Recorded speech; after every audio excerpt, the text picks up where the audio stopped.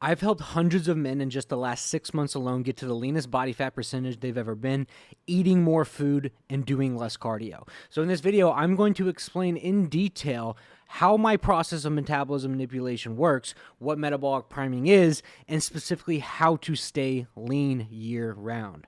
So my name's Adam Bono. I'm an online fat loss professional, and I specialize in hormonal priming, body recomposition, higher level forms of nutrition. I've quite literally done thousands of nutrition consultations over my course of time, and using metabolic priming, I have found it to be not the only most predictable, but the most sustainable way to get to a leaner body fat percentage, utilizing key hormonal factors, and getting to a leaner body fat position and being able to maintain it year round. So I've quite already worked with hundreds of men using this exact process, and just in the last 6 months alone, I've helped quite literally hundreds of these men. And these are some of the comments that we get currently in our program: up 2,000 calories and still shredded, reaching the 3,000 calories while getting leaner, 300 pounds to 205, down 95, 260 to 170, 95 pounds lost, clothes falling off, and I'm eating way more food. Crazy, literally eating more food and still losing body fat. And the body fat percentage is teetering and crossing the 8%. Dude, it's insane how peeled I am. And these are just some of the comments in just the last month alone. And these are some of my clients currently that are eating 450 more grams of carbs a day, 1,300 calories more, 375 grams of carbs, 1,400 calories more, 800 calories more, 300 calories more, 400, 500. So the process I use is it's proven, right? So I can sit here and talk to you all day about exactly how I do it and exactly the clients that went to my program. But you came for something specifically, and that's to learn exactly how to do it and how to stay lean year round. So I got a comment on one of my recent YouTube videos from Omarcus7321. And he said, "Adam, I'm really intrigued by your metabolic priming approach. I am 52 years old, endurance athlete, road cyclist. I train 10 to 12 hours per week. And I struggled with weight loss for the past 10 years, 5'11", 205. I did get down to 174 in 2015 using keto. I lost a lot of my high power on the bike. Now I primarily carnivore with some carbs, veggies. I typically eat about 25 to 2,800 calories, and my weight is stable at 205, 25 to 28% body fat. Every time I restrict calories and go low carb, I lose about 4 pounds, and then I have a rebound. What is your recommendation for how to approach my weight loss goal? I would like to get to 8 to 10% body fat and maintain it year round." So I'm going to explain how exactly to stay lean year round. The same approach I've used with all my clients with metabolic priming, right? And so, the specific program that I teach, yes, like it gets very granular down to exactly what you need protein, carbs, fats wise, what you specifically need to be doing for your training, what you need to be eating in the form of food, how much food you need to be eating. Because in a sense, like, you guys don't understand that, like, tracking the food, eating 25 to 2,800 calories, that's the easy part. Knowing exactly how much you need to eat protein, carbs, and fats, that's the hard part, right? Knowing how much you need to put in your mouth, knowing what types of food to put in your mouth. Because each type of food, each macronutrient plays a specific role in the human body for hormone regulation, muscle building, and getting a good metabolic approach to your overall body fat percentage, right? So this guy, Omar, I'm just call him Omar. We're just gonna name him Omar for right now. It's typically, this is exactly the guy that I come across, right? Has the motivation, has the discipline, but has used unsustainable diets in the past and just kind of plateaus out and kind of rebounds once again, never actually making a sustainable approach, right? So the one thing that you have to realize is that the body is a lot smarter than you think it is, right? It's very highly adaptable, right? No matter what type of food you're eating, no matter how much cardio you're doing, it's going to adapt over time, right? So with that being said, is that one, as people go into like these low carb diets and restrict a certain, macronutrient and whole, one, yes, you probably lose some water weight pretty quickly, but your body starts to adapt, right? And then you add that carbohydrate back in when your body's not typically used to it, and that's when you get like an insulin response that's out of this world, and you gain, body fat, and you kind of like bubble up a little bit, right? So there's an approach to it to know exactly how much you need to eat in the form of carbohydrates so you don't have to restrict yourself. You don't want to be putting yourself in a spot where you're insulin resistant, and now that you're super sensitive to insulin in the form of carbohydrates, you want to put your body body in a position for longevity. And to have longevity, you can't really just cut out an entire macronutrient, macromolecule in general, because carbohydrates, they have a really good effect for the human body, right? All my clients right now are quite literally eating 450 carbs, 375 carbs, 450 carbs, 375 carbs, 225, 225. I think Mike here is up to 400 grams of carbs a day and down 27 pounds.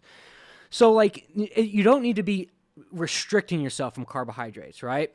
Because carbohydrates in particular play a vital role in the human anatomy for decreasing inflammation, decreasing adrenal fatigue, and decreasing cortisol levels, right? So if, one, you're doing too much cardio and you're not getting a decrease in inflammation from the correct carbohydrates, one, your body will become very inflamed, right? Cortisol levels will spike. Your body doesn't know what to do, right? You need to be able to put your body in what's called a parasympathetic state, which is a state of actual healing, right? Healing and repairing and putting your body at rest. Not to mention carbohydrates are the main source of glucose in your brain, right? Which quite literally runs your brain. So a lot of guys like who have been trying keto come to me. One, their digestion's awful. They can't sleep very well. They got that kind of inflamed gut, and they've got that kind of spare tire around their waist that they just can't get rid of no matter how low they get their calories. That's because you're working against the grain. You need to work with the grain, right? And you need to work with the body in general. And as you start to go into a hypercaloric state, your body starts to downregulate everything. Starts to downregulate how much calories that you burn at rest in the form of NEAT, how many calories you actually burn during actual exercise, and how much calories that your body actually burns eating food, right? Because carbohydrates has a thermic effect of 10%, which means 10% of the carbohydrates you eat gets broken down. So not only that, but you start to downregulate something called T4 and T3, right? So T4 and T3 is a direct correlation to the actual hormone in your thyroid, right? So T4 is converted into T3, and T3 is used as basically, in a lamer sense of term, used for your metabolism, right? Is that what makes your metabolism work? And as you start to decrease carbohydrates, the T3 levels actually start to decrease as well. So people who are in a very low caloric deficit and restricting carbohydrates, one, giving them more carbohydrates actually increases their T3 levels, increases usable thyroid hormone, right? For instance, take a look at Andres right here. 450 calories, 1,400 calories more, 450 grams of carbohydrates per day, and his gut has completely subsided because we got rid of a lot of the inflammation, we got a lot of the adrenal fatigue, and we were able to hyper-target the T3 levels and be able to skyrocket his metabolism eating more food, right? Devin is another great example, all right? Notice how inflamed his gut was. I think he was eating anywhere like 1,500 calories in this photo right here. Gave him more food, gave him more carbohydrates, and he got actually pretty damn lean because, one, we utilized carbohydrates, protein, and fats to help his body get into a better position and help his body to actually produce more of the hormone level of metabolism, right?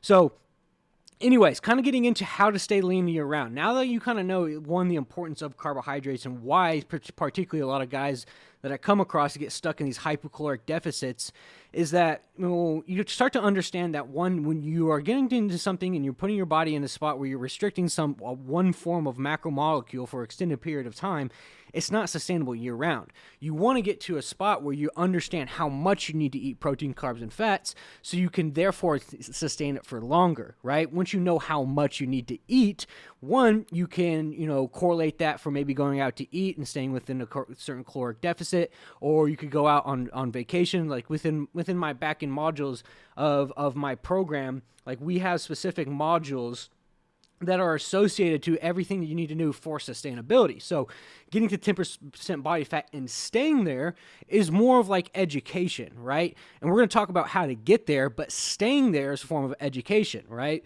For instance, like tracking macros when you're vacation planning. I know this, let me blow this up real quick. Tracking macros when vacation planning, nutrition planning for drinking alcohol, planning for a work trip, eating out and staying within macros, hungry after meals late at night, glycemic index, poor digestion, and a bunch of other modules as well that leads to sustainability, right? So how do you really get there in the first place? How do you get to a spot of sustainability? It's about properly positioning your body to where your hormones are working correctly and you're not down-regulating everything in general, right? So, for instance, how that looks specifically is, one, got to dial in the macronutrients, right? You got to dial in the protein, you got to dial in the carbs, and you got to dial in the fats, right? Protein has a higher thermic effect of 30%, which means that more protein you eat, the more your actual body burns at rest. Carbohydrates, we talked about the importance of carbohydrates, so I don't want to talk about it. I have to redo all that again. But fat intake, for instance, is a regulation of actual hormone levels. Active T3, active T4, testosterone, and even like coming in the form of like digestion, even like understanding LDL cholesterol opposed to HCl cholesterol, which LDL cholesterol is like your bad cholesterol, HDL cholesterol is like human growth hormone, right? Getting that longevity, that younger look, right? And so understanding everything in general, and it all specifically designed perfectly for, specific people. Obviously, Omar, I would love to sit here and say, this is exactly how much you need to eat, protein, carbs, and fats, but I don't really know exactly what you've been doing is particularly, how much you've been doing particularly, and typically, the actual breakdown specifically is for more of my paid-for clients, but I'm going to try to help you out as much as humanly possible, and I think that's pretty fair, right? But so anyways, how are we going to get from 25 to 28% body fat at 205 pounds to actually lose weight, right? So the first thing you want to do is dial in the macronutrients, right? So what you want to do is take what you already currently been eating, and typically I would have my clients start at 200 calories below. 200 calories below what you're already currently eating, but having the correct amount of macronutrients, protein, carbs, fats, right? So now that you have a correct structure of the calories that you're eating, you'll get a very good body recomposition. That's how some of my clients are losing, 20 to 30 pounds within the first month. I have a client, Robert, for instance. I didn't put his thing up here, but he lost 37 pounds in 4 weeks. This is not a joke. This is like, in all honesty, like I can't shit you right now. 37 pounds in 4 weeks by getting the correct macronutrients, right? So now that we have the correct macronutrients, the first thing you want to do is start to increase your calories, right? And this is where a lot of people go wrong, because people associate getting less calories as getting leaner, right? And that's not always the case, because the layman's sense of terms is that calories in versus calories out is only true to a certain extent, right? It's only true until you're working against your body, right? And you have to understand that calories out are affected not only by how much exercise you do, right? Calories out is your TDE, your thermic effect of food, how much you burn at rest, your non-energy activity thermogenesis, even your exercise activity levels over time start to go down, right? I mean, for instance, like an endurance athlete, road cyclist, right? I have 3 cyclists in my program right now. For instance, like they particularly, after some time, you get used to doing these like long trips, right? Because one, your body adapts to it. Your body, gets more, in tune with it, and you start to burn less calories because you start to get more in shape and more fit, right? So even exercise starts to downregulate. So I even put into lame sense with a bunch of my clients is like, if we're doing 35 minutes of cardio on day 1, 4 weeks later, that 35 minutes of cardio is no longer going to have the same stimulus, right? It's not going to burn the same amount of calories. So that's when it comes in a sense of understanding calories in versus calories out, which means that calories out is not just simply exercise burned, right? Even on your iWatch, it might say, hey, you burned 1,000 calories, but if you've been doing it for some time now, you've been doing it over the course of a couple of weeks, it's not going to burn as much calories as you were day 1. It's just this simple, it's simple, right? You get used to it, right? You get more in shape. You get your body adapts to it. You get better at doing it, right? You start to burn less calories. So understanding that, one is that it's not about calories in versus calories out, right? So as we start to increase calories, the one thing I do with my clients is I say, hey, let's cut any extra cardio that we're doing. Now, this is different for some cyclists because that we stick to a structured regimen and I work their calories into the regimen. But like, for instance, like for most of my clients, I typically would, start them off at like 10,000 steps. I would, give them correct macronutrients, and I would slowly start to introduce more carbohydrates, right? So now we have a correct protein intake, a correct fat intake. So we're getting a good thermic effect. We're getting good hormone imbalances, and now we're giving them more carbohydrates, which is increasing, metabolic rate, but it's also increasing the active T3 hormone, right? Giving you more of a metabolic effect. And so now, as we start to downregulate any extra cardio, and start to increase food, now your body's burning more food at rest, right? And it's not doing any cardio. So let's take this in a turn, for example, and say that we wanted to get lean and we're doing 2,800 calories, right? And let's just say for, sake of time that you're doing 25 minutes of cardio 4 times a week, 2,500 calories. You come to me like, hey, I want to get shredded, I want to get lean. Cool, great. What most coaches will do, they'll start you off at 2,300 calories. They'll start you off at, exactly what you're already doing, but then you have to do more because your body's adapted to it, right? So if you're already doing 25 minutes of cardio 4 days a week and you want to get lean at 2,500 calories, then you have to instantly start at 5 days a week, at 30 minutes per session, right? Because your body's adapted to 25 minutes already, right? So understanding how the body adapts, we start you off increasing food slightly to optimize hormone levels, to optimize the structure and build structure. And a lot of people are like, I don't want to increase calories, I don't want to gain weight. We're not trying to do that. We're not trying to gain weight. It's not a bulk. We're not trying to bulk you. We're trying to grow you, right? We're trying to grow muscle tissue, increase metabolic rate by having more muscle tissue, and we're trying to put our body in a position for fat loss, right? So as we start to work our ways up, so let's take, for instance, a cyclist comes to me. This is what I do with all my cyclists, right? One, we start our cyclists off with the correct macros. That's first and foremost, biggest thing of all.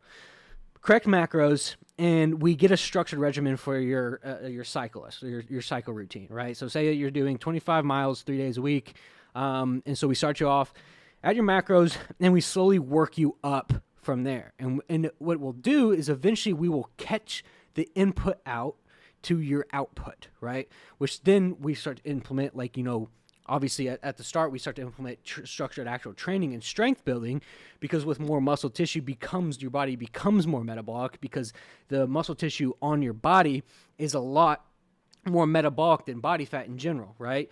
So we start to work your calories up. You're doing 25 miles 3 times a week. We work your calories up, and it all depends how high we get your calories. Some people can get to 3,000, 3,500, and I mean, I even had a client who was Jake, I think he's down here somewhere, who got to 4,000 calories right here.